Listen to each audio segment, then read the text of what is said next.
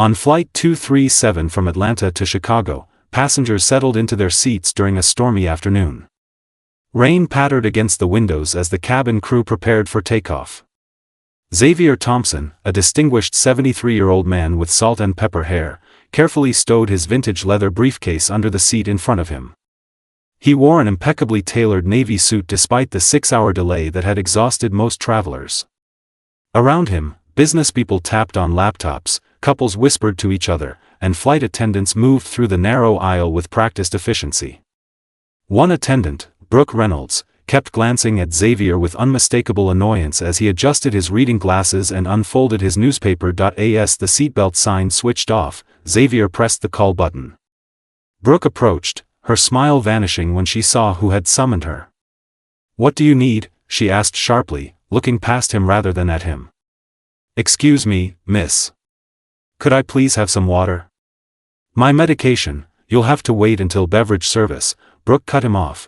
Already turning away, Zavier noticed she immediately fetched water for a white passenger across the aisle who hadn't even asked.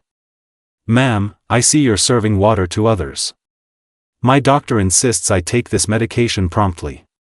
Brooke spun around. "Look, I said wait your turn. Some people think they deserve special treatment," she muttered, loud enough for nearby passengers to hear. A young woman in seat 14C frowned. "That man just asked for water for his medicine." "Stay out of this," Brooke snapped. "He's being difficult." Zavier remained composed. "Ma'am, I simply need water for health reasons. Nothing more."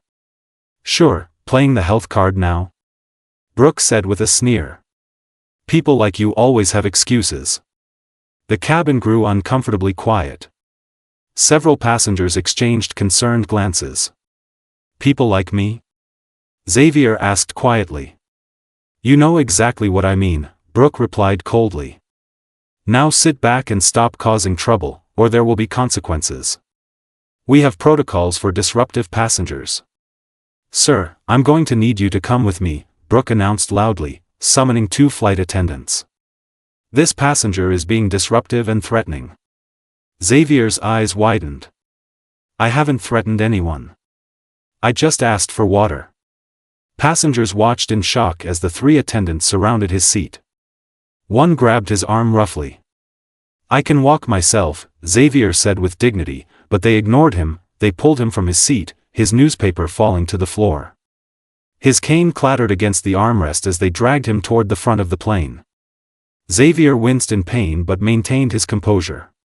"This is unnecessary," he stated calmly. A flight attendant named Trent seized Zavier's briefcase, carelessly spilling its contents. Photos of Zavier with various dignitaries scattered across the floor. "Wait, you can't just," called out a concerned passenger.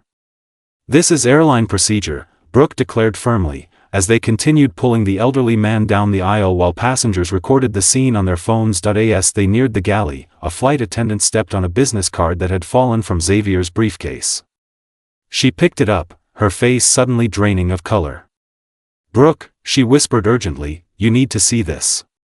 Brooke snatched the card, her eyes widening as she read, "Zavier Thompson, CEO and Chairman, Skyline Global Airlines." The captain emerged from the cockpit, alerted by the commotion. "What's happening here?" "They're removing me for requesting water for my medication," Zavier explained calmly. Recognition flashed across the captain's face. "Mr. Thompson?" "Sir, I had no idea you were aboard today." Murmurs rippled through the cabin as passengers began searching Zavier's name on their phones. "He owns Skyline. That's the parent company that bought this airline last year. He's worth billions."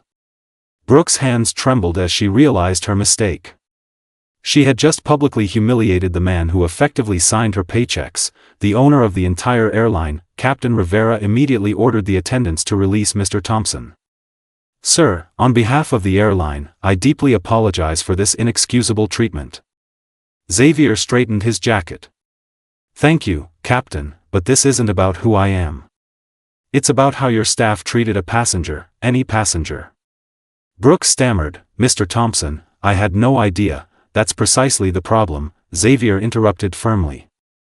"You shouldn't treat anyone this way," regardless of who they are or what they look like.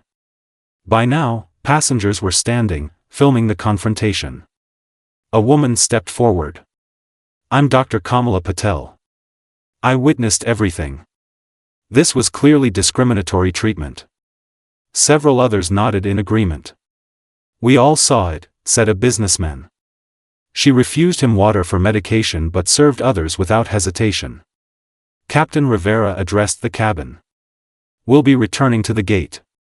Mr. Thompson, would you like to file formal charges?"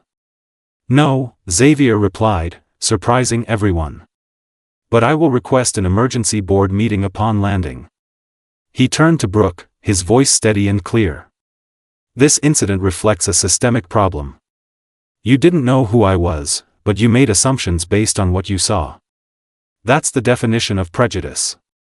Brooke's face flushed with shame. "I don't want you fired," Zavier continued. "I want something more valuable, change. Real, lasting change." He addressed the captain. "Every employee will undergo comprehensive anti-bias training. We'll establish new protocols for passenger treatment and create an independent oversight committee to handle discrimination complaints." The passengers applauded as Zavier returned to his seat with dignity, a flight attendant quickly bringing him water and apologizing profusely. "Justice isn't about punishment," Zavier said quietly. "It's about making things right going forward." 3 months later, Zavier stood before a packed auditorium of Skyline employees. Behind him, a screen displayed the company's new initiative, Dignity in Flight, every passenger, every time. "What happened to me wasn't unique," Zavier explained. "It happens daily to countless people who don't own airlines. Today, we change that trajectory." Brooke stepped onto the stage, now wearing a diversity training coordinator badge. "Mr. Thompson gave me a choice instead of termination," she addressed her colleagues. "To learn, grow, and help others do the same. My prejudice was unconscious, but its impact was very real." The new protocols had already decreased passenger complaints by 40%. An independent review board now evaluated all reported incidents. "True change comes from transforming mistakes into progress," Zavier concluded. "Today, Skyline leads the industry not just in profits, but in principles." As he finished speaking, the employees rose in a standing ovation, not for the billionaire who owned their company, but for the man who turned humiliation into hope and discrimination into decisive action.